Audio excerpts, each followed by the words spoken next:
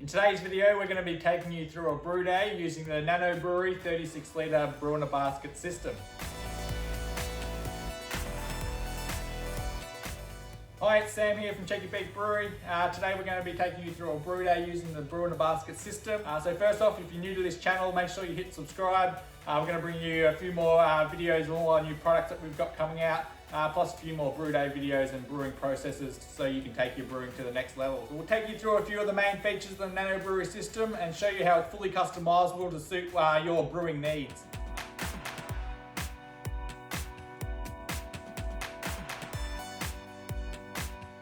First off, let's look at the recipe and see what we're going to brew today.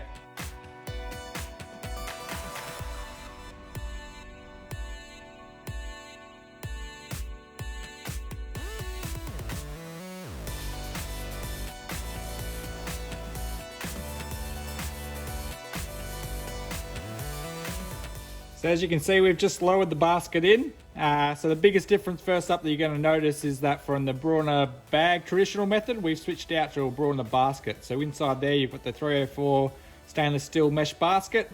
So it's going to give you a lot more sturdier results there, so you're not having to carry up a big awkward bag. The other thing to make mention, we started with about 23 litres of water.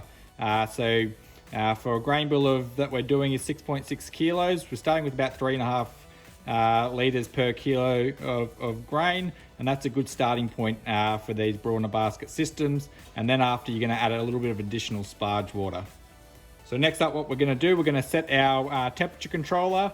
So this mashing water heats up to the strike temperature that we're aiming for. So now we've got our mashing water in, it's time to set our temperature controller to the right temperature. For this particular recipe, 66. And now we just need to let that heat up to strike temp.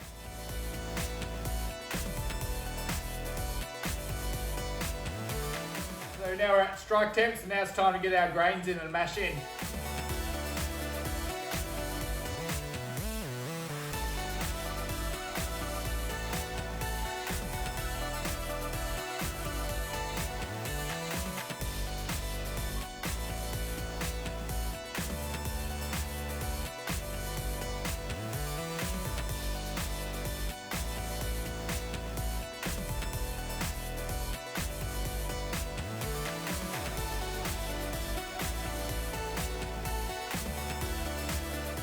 Okay, so now we're mashed in. You can keep the brew in a basket systems really simple with no recirculation or anything like that. But if you want to upgrade your system to get some recirculation going, I'm going to show you with this pump and these lines and fittings how you can quickly do that.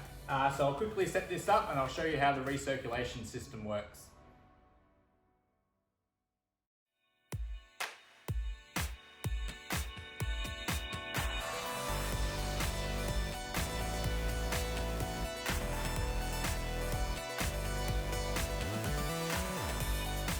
Okay, so as you can just see now, it's set up with the recirculation ready to go. We've got the coming out here through the dump valve and into the pump down below. Then we're recircling back up through the line here and through your recirc arm just up the top of your lid. So what we'll do now, I'll turn this pump on, we'll get it recircing, we'll give you a quick peek inside the kettle to see that recircing around, and away we go.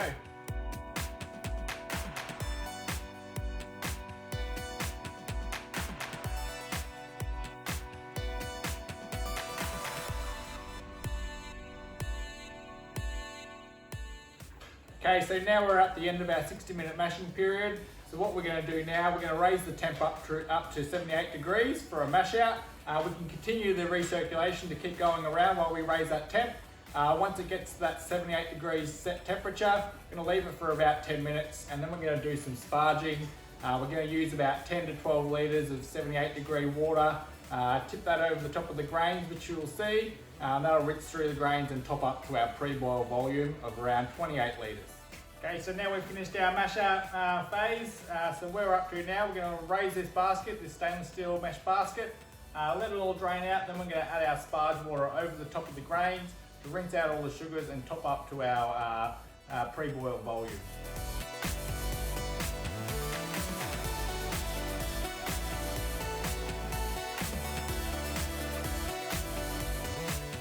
So as you can see now, we've raised this basket. It's got these little hooks on here. Simply hook out to hook your basket onto your kettle. And at the moment it's just rinsing out all the wort. So what we're going to do, like I said, we're going to now get our sparge water. We're going to sparge over the top of here with about 10 to 12 litres of water to get up to our pre-boil volume.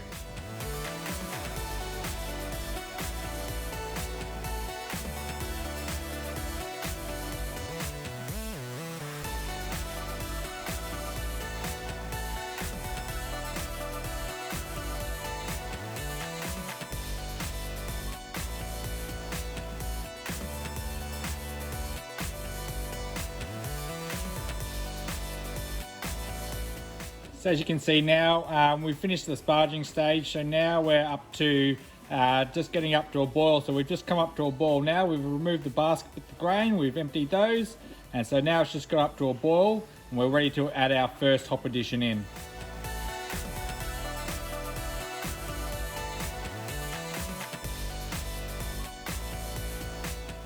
So now we're up to the boil, so I thought it might be a good time just to take you over the NANO Brewery system and some of its biggest advantages. So the biggest advantages that we see in the NANO Brewery system is nothing's inbuilt. So as you can see earlier in the brewing process, we had our pump there all hooked up, we had our controller there controlling the temp, but now we're not doing that. We can take those away and they're completely independent of this system. So you can make it fully customizable however you want it. And the other advantage of that is that if anything breaks down over the years of use, such as your controller, your pump or something, it's easy just to switch out. You don't have to move your whole system on. So you just switch out your bits that you need to switch out, whether it's your pump or your temperature controller, and then away you go. The other thing we want to make mention is the ball valves.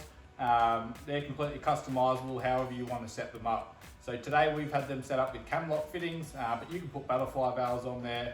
You can put quick disconnects on there.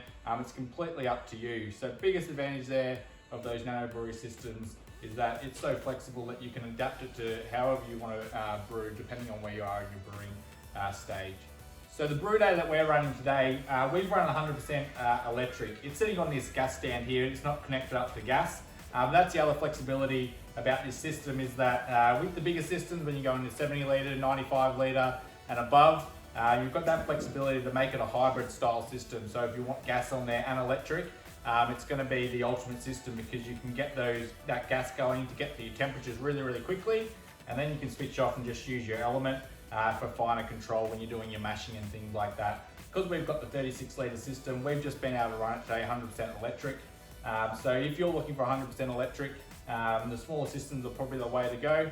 Otherwise, if you're looking into the bigger systems, having that hybrid system gives you a lot more flexibility in your brew day and how fast you want to run it.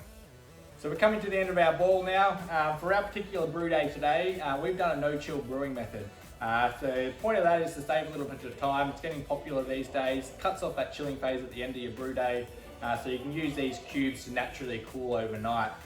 So essentially the method is at the end of the 60-minute boiling process, you just switch off your heat and then transfer that hot straight into your cube. So that's going to sanitize your cube so you're not picking up any infections along the way.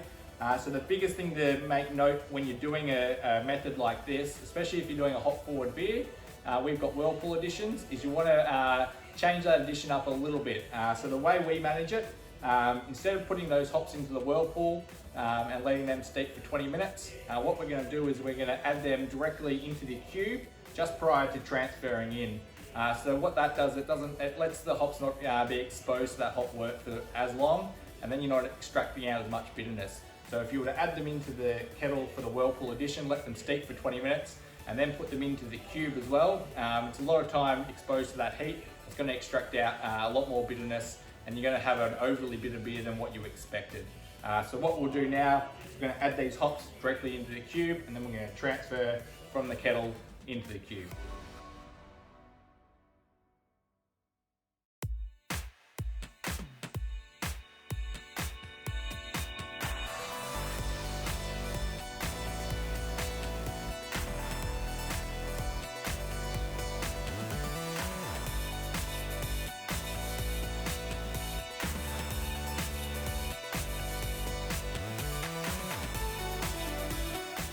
There we have it, the Verdant IPA brew day is all done on the NANO BIABasket 36 litre system. We'll leave all links down below for their system, the Verdant IPA yeast, the Verdant IPA recipe. But what we're going to do next, we're going to do a tasting video. So we'll ferment this cube out, we'll do a tasting video and show you how it all worked out. We'll see you in the next video.